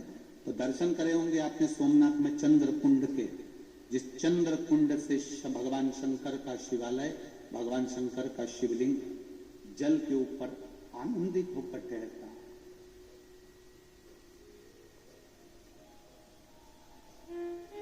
भगवान द्वारिकाधीश को क्या पड़ी थी मेरे द्वारकानाथ को, मेरे भगवान कृष्ण को क्या पड़ी थी? जरा विचार करिए कि द्वारिका छोड़कर सोमनाथ की पावन धरा पर भालुका क्षेत्र में आकर फिर पीपल के पेड़ के नीचे लेटे और उनके चरणों में वहां पर बाण लगा।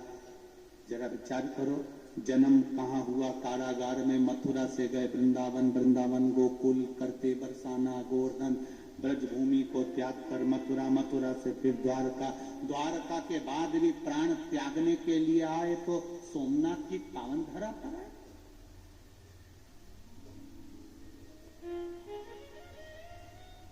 भालका क्षेत्र में, सुंदर क्षेत्र के, जरा विचार करिए, जब भगवान कृष्ण को प्राण त्यागना है, अपने प्राण छोड़ना है, और भगवान कृष्ण आज मौन होकर बैठे हुए, भगवान कृष्ण आज मौन है। पूछा गर्गाचार्य बाबा ने आकर, कन्हैया क्या बात है मेरे वसुदेव, मेरे कृष्ण, आज आप मौन दिख रहे हो, हुआ क्या आपको? विष्णु पुराण कहती है, कुर्म पुराण कहती है, गर्ग संहिता कहती है और श्रीमद् भागवत कहती है। गर्गाचार्य बाबा ने पूछा कि हुआ क्या है कि आज मेरा कृष्ण मौन होकर बैठा हुआ है, मेरा ठाकुर आज मौन है। भगवान कृष्ण कहते हैं मेरा जन्म कारागार में हुआ, आया मैं द्वारिका का राजा भी बना, मैं कुरुक्षेत्र के मैदान में युद्ध भी कराया है मैंने। उस मैदान के युद्ध में ना जाने कितने मरे भी होंगे, कितने मरे भी होंगे। बस अब इस शरीर को जब छोड़ूं, इस शरीर को जब मैं त्याग करूं, तब मैं सारे बंधनों से मुक्त होना चाहता हूं, सब बंधन छूट जाएंगे।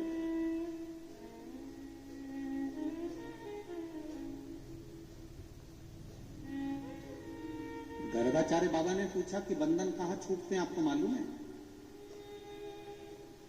भगवान कृष्ण से पूछा जा रहा है कि बंधन कहां छूटते हैं, आपको मालूम है? भगवान कृष्ण कहते हैं हाँ, मुझे मेरे पिता नंद बाबा ने यह बताया था कि शिव के द्वार पर जब हम एक कदम चलकर जाते हैं तो जिंदगी के ना जाने कितने पाप और कितने बंधन कट जाते हैं।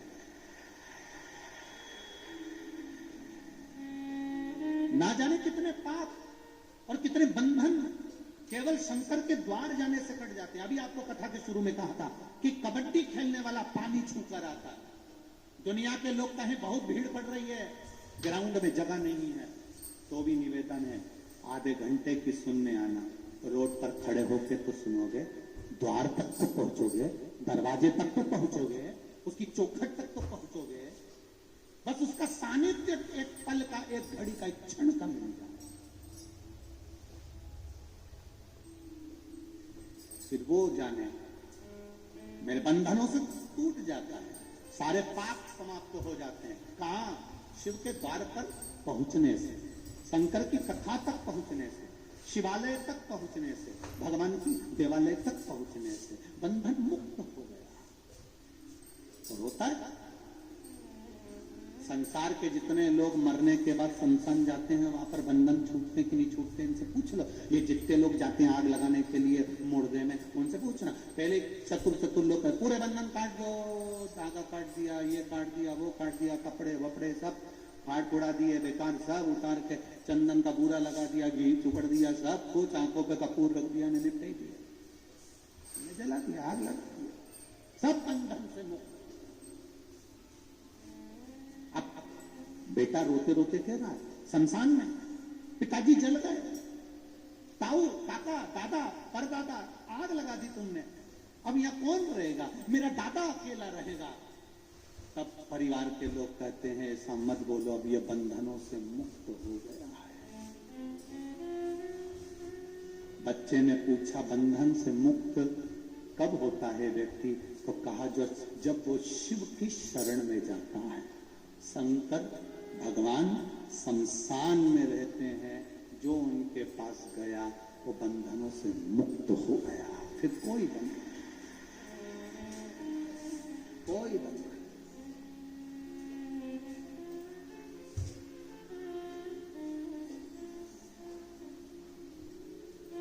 पहले शमशान बहुत दूर होता था, बहुत दूर शमशान, गांव से बाहर।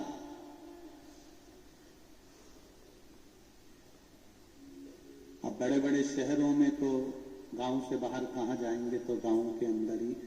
अब धीरे धीरे लोग बस्ती बस्ती चली गई, बसते चले गए, पास में ही शमशान हो गया, बिल्कुल नजदीक।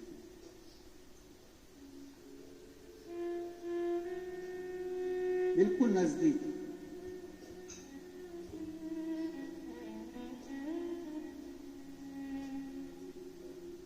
पहले लोग शमशान से डरते थे, अब इंदौर में तो शमशान भी लोगों से डरे। शमशान को भी लोगों से डर लगता है, मेरे पे कब्जा नहीं कर ले।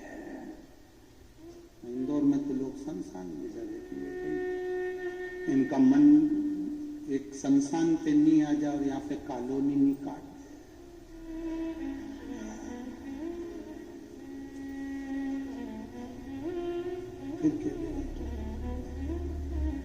फिर कहीं का केन्नी साहब ये तो शमशान था और केस लड़ने में जिंदगी निकल जाए।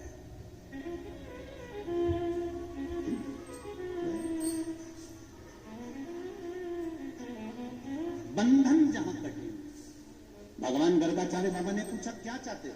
मेरे बंधन जहां कटेंगे मुझे वहां जाना है, अपने प्राणों को त्यागने के, अपने शरीर छोड़ने के।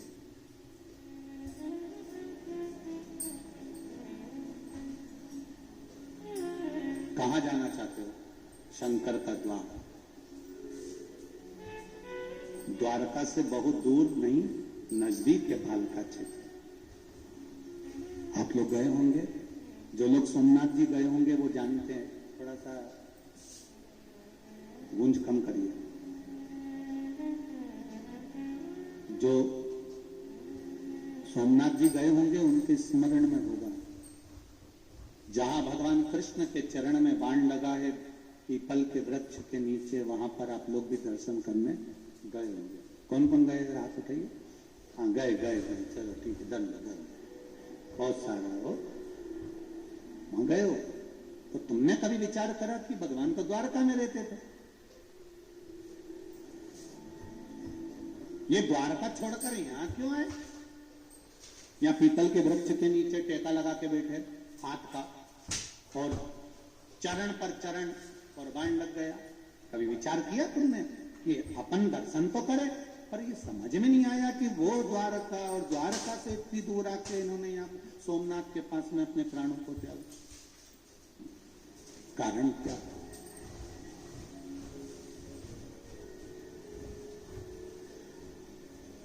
शंभो शरणे मांगो घड़ी है, दुख दया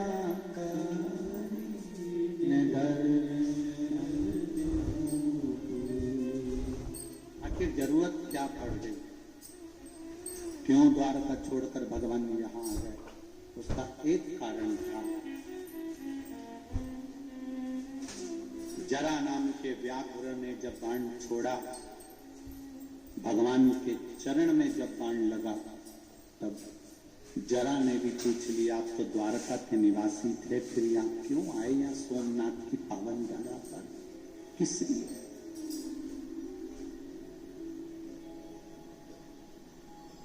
भगवान कृष्ण ने कहा, जरा तू रो क्यों रहा है? जरा नाम का व्याघ्र कहता है कि रोना इस बात का आ रहा है कि मैंने हाथ आपके चरण में बाण लगा दिया, आपको कष्ट कितना हो रहा होगा। भगवान कहते हैं त्रेता का बंधन आज सोमनाथ की पावन धरा पर आकर द्वापर में टूट गया। मैंने, भगवान कह रहे हैं राम अवतार में मैंने तुझको छुपकर बाण मारा था बाली, आज तूने छुपकर मुझे बाण मार दिया। ये सोमनाथ की धरा है, बंधन टूट गया।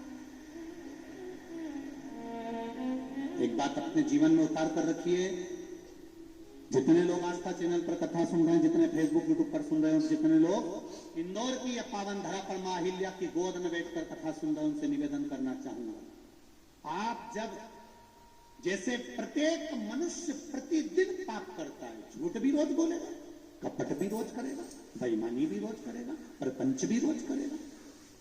हम कितना भी मना कर दे, सियोर वाला महाराज कितना ही बोल दे कि तुम झूठ मत बोले तो तुम नहीं मानो कहीं तुम प्रेंदर दादा।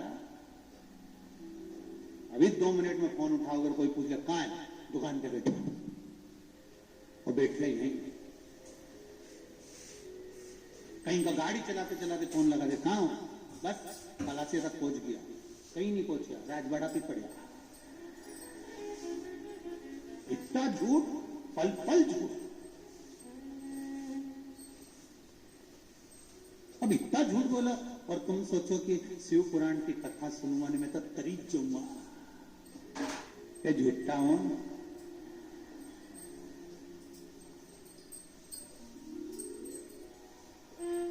कई लोग कहते हैं साहब तुम ऐसा करोगे तो बैकुंठ चले जाओगे, तुम ऐसा करोगे तो नरक चले जाओगे। हवरे दादा,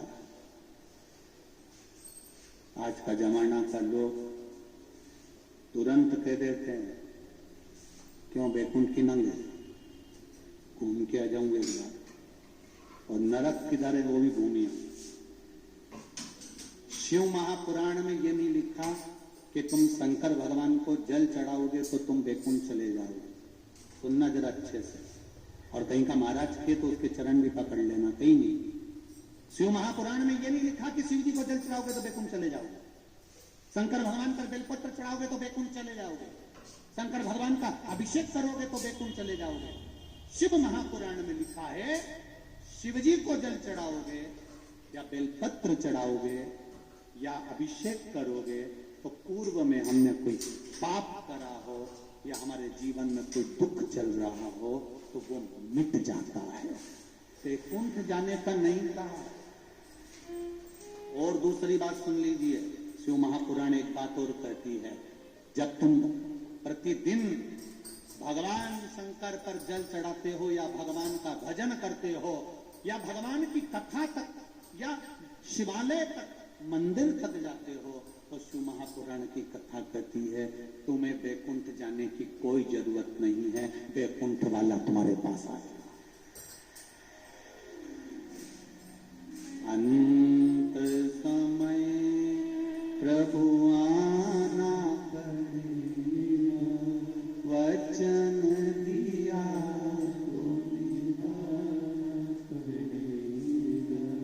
आए ना आए प्रभु कुटुंब कबीर, अंत समय प्रभु आना वचन दिया। आप बैकुंठ जाएंगे कि नहीं जाएंगे ये हमको नहीं मालूम, और हम जानते भी नहीं है, क्योंकि हम बैकुंठ गए भी नहीं जी, और जो गए वो आए नहीं जी। हम जी कभी नहीं कहेंगे आपसे कि आप बैकुंठ, हाँ इतना जरूर कहेंगे तुम शंकर की भक्ति करो, तुम शिव का भजन करो, तुम शिव का अभिषेक करो, तुम शिव भक्ति में लग जाओ। ये निश्चित है, निश्चित। वो डमरू वाला, वो बैकुंठ वाला, वो इंद्रलोक वाला तुम्हें ढूंढते ढूंढते तुम्हारे पास पहुंचेगा। कल कथा में कहा था ड्रेस और एड्रेस सही रखना। आपका एड्रेस होना चाहिए शंकर का मंदिर, शिवालय, शिव पुराण, तो भगवान भी ढूंढता ढूंढता आ जाएगा कि कमला भाई कहां बैठी है। निश्चित वो ढूंढता। तुम एड्रेस ही सही नहीं रखो तो बाबा बड़ी आफत है, फिर तो फिर कहाँ ढूंढोगा?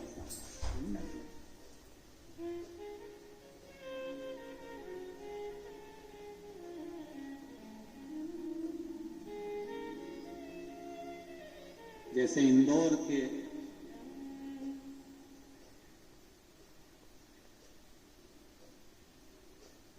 कोई अगर इंदौर के कहीं साधारण छोरा छोरी के अगर कहीं का बेवकूफ बनाना चाहे तो कहीं बने ना, कोई नहीं बने।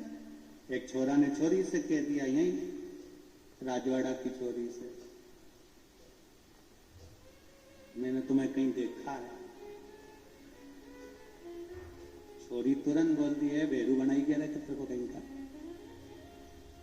मैं तो कहीं नहीं दिखूं, जाती हूं शिव मंदिर, शंकर भगवान का श्रृंगार करती हूं, शिव मंदिर का स्मरण करती हूं, शंकर का गुणगान करती हूं, शिव की भक्ति में डूबी रहती। उसके सिवाय मैंने अगर एक से संबंध जोड़ लिया मेरे महादेव से, तो मुझे दूसरे से संबंध जोड़ने की जरूरत ही नहीं है।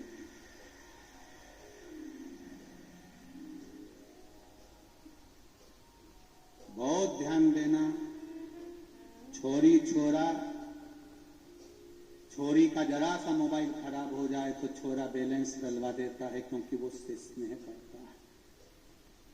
कपड़े दिला दे, सामान दिला दे, मोबाइल गिर गया तो मोबाइल दिला दे।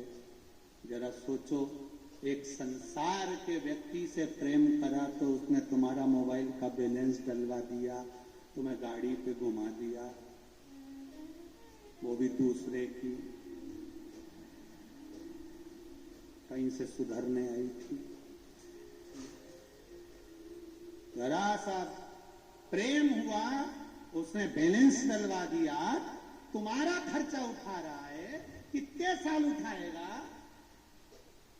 एक जरा सा थोड़ा सा संसार वालों से प्रेम करा, उसने तुम्हारा खर्चा उठाया। एक बार मेरे महाकाल से प्रेम कर कर देखना, वो पूरे परिवार का उठाएगा।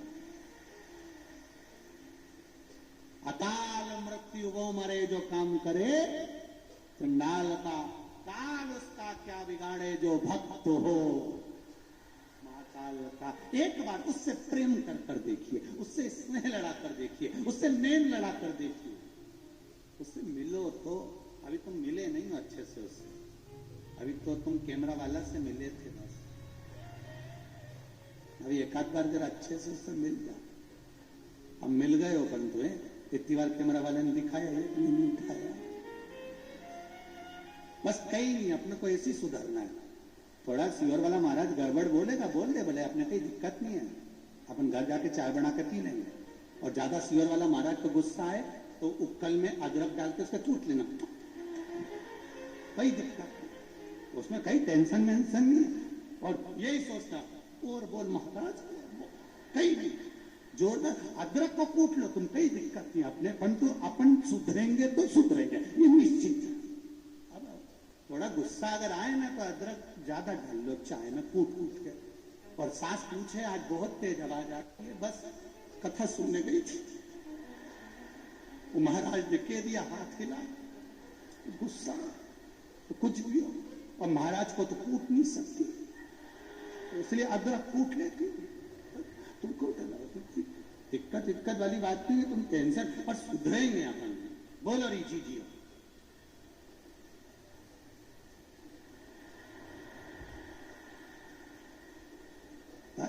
सुधरेंगे। अंत समय प्रभु वचन दिया, बस ऐसी प्रसन्नता तुम्हारे जीवन में, ऐसी स्माइल रहना चाहिए, भोले बाबा ढूंढते ढूंढते तुम्हारे पास पहुंच जाएगा। ये मेरा प्रिय है। तुम क्यों उदास होती हो?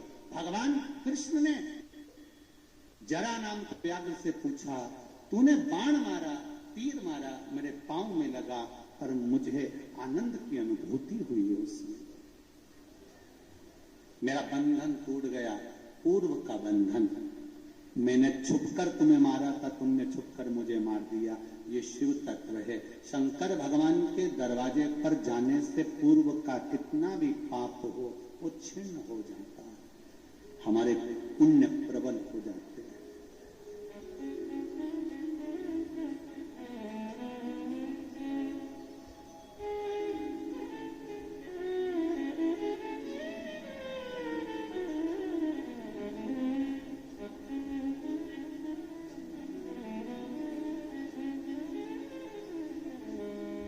भगवान की अविरल भक्ति प्राप्त हो जाए।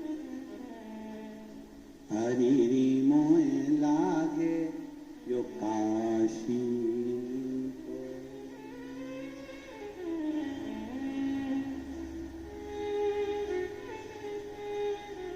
अब चालू नहीं हुआ है, ठीक है, ठीक है।